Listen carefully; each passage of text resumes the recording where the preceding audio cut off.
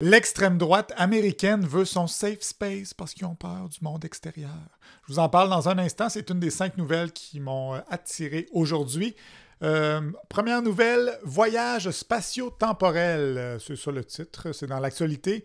Un texte de Philippe J. Fournier qui parle généralement de sondages, qui compile des sondages là, sur son site canada331.com, Québec 125, etc.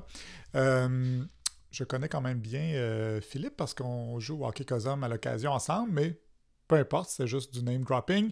Donc, il parle là-dedans de est-ce que ce sera possible un jour de rencontrer une intelligence ailleurs dans la galaxie?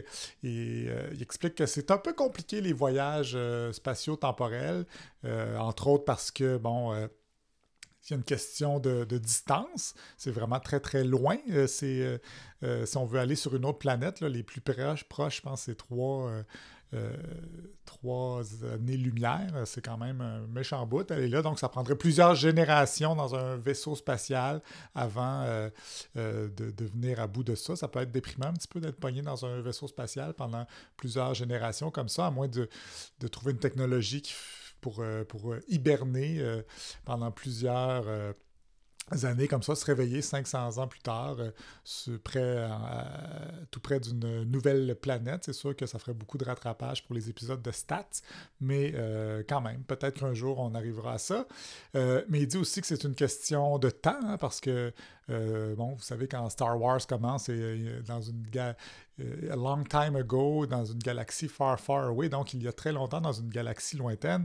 Ça veut dire que peut-être qu'il y a eu une civilisation extraterrestre, genre il y a 1 milliard d'années quelque part ailleurs dans une autre galaxie, mais nous autres, on n'était pas tellement là pour leur jaser ça.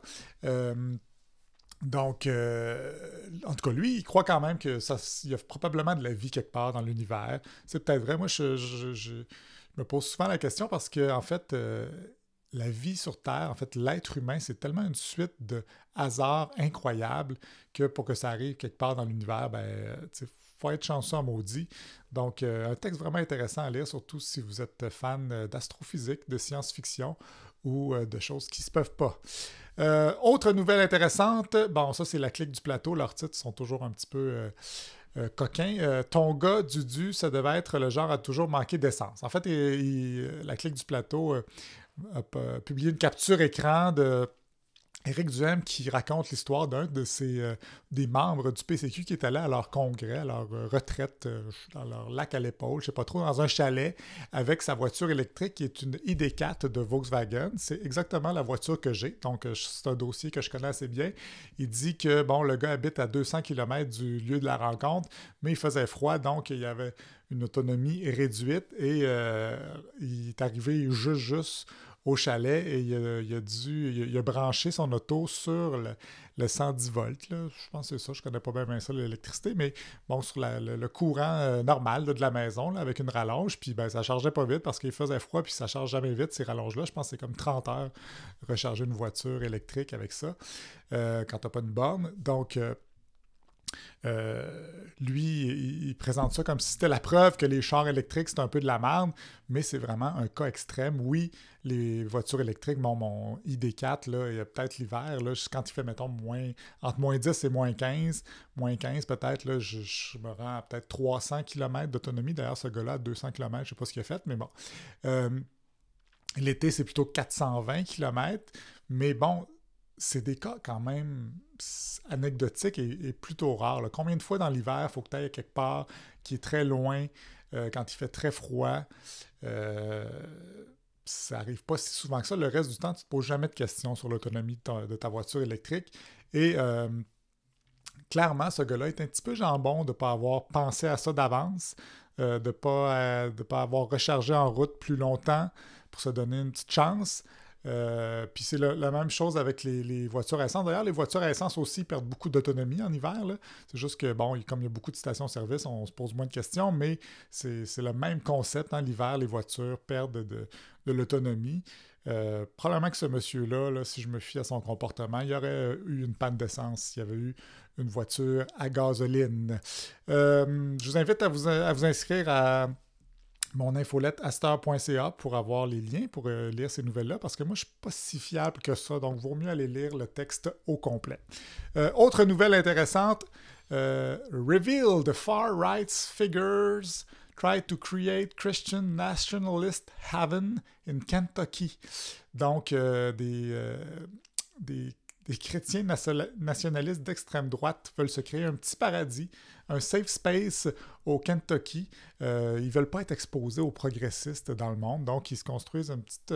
ils ont acheté des terres, puis ils veulent se bâtir une petite communauté où il y a juste des gens un petit peu trop crinqués là-dedans. Et dans le fond, c'est un petit peu le même concept que les Amish, je pense. Là. Ils veulent se retirer du progrès. Peut-être qu'ils vont rester là, puis dans 100 ans, on va dire, ah oui, les crinqués d'extrême droite qui ont fait... qui se sont bâtis leur petit truc, puis qui vivent encore avec des iPhone 13, puis des chars à gasoline. Là. On va un peu les caricaturer. Mais donc, eux autres, ils pensent que leur petite communauté, elle va grossir. Ils vont peut-être pouvoir contrôler une municipalité, puis avoir une influence sur les élections, et éventuellement peut-être contrôler un État complet. Donc, bonne chance avec ça, mais je serais pas surpris là, que les Jeff Fillion de ce monde, là, qui sont toujours en train de chialer contre le Québec puis de dire que c'est de la merde, ils pourraient aller s'installer là. Bon, c'est sûr que le Kentucky, c'est moins excitant que la Floride, mais je suis sûr que Jeff serait très heureux au Kentucky.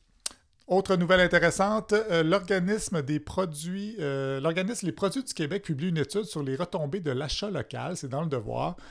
Donc, ils ont analysé la différence d'impact sur l'économie, le produit intérieur brut du Québec, des produits locaux par rapport à des produits qui viennent de l'étranger. Parce que les produits qui viennent de l'étranger, c'est juste les détaillants qui font de l'argent là-dessus, mais les produits faits ici,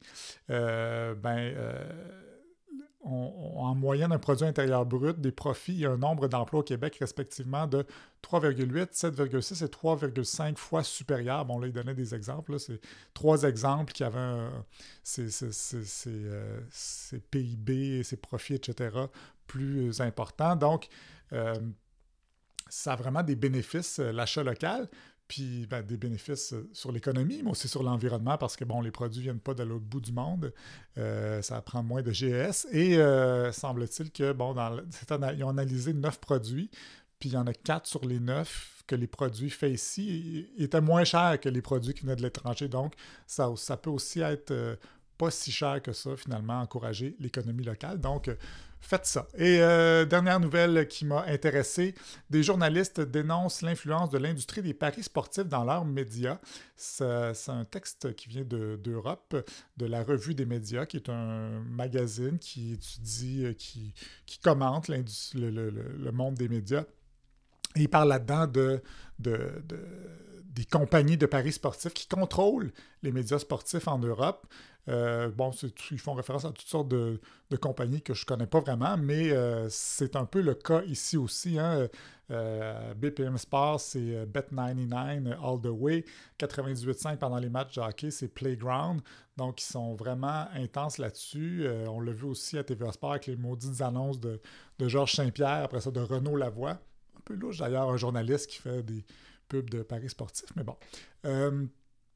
Je trouve ça quand même incroyable qu'on les laisse faire de la pub comme ça, considérant les méfaits de l'addiction au gambling. D'ailleurs, dans la presse ce matin, il y a vraiment un portrait intéressant de BPM Sport.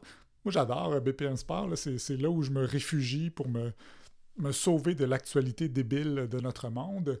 D'ailleurs, dans le texte, il y a le directeur de la programmation qui dit j'ai comme l'impression que c'est une espèce de refuge, oui, ça je dis, un refuge pour se protéger de ce qui se passe dans la société en général. On parle de sport, c'est pas grave, le sport c'est un havre de paix.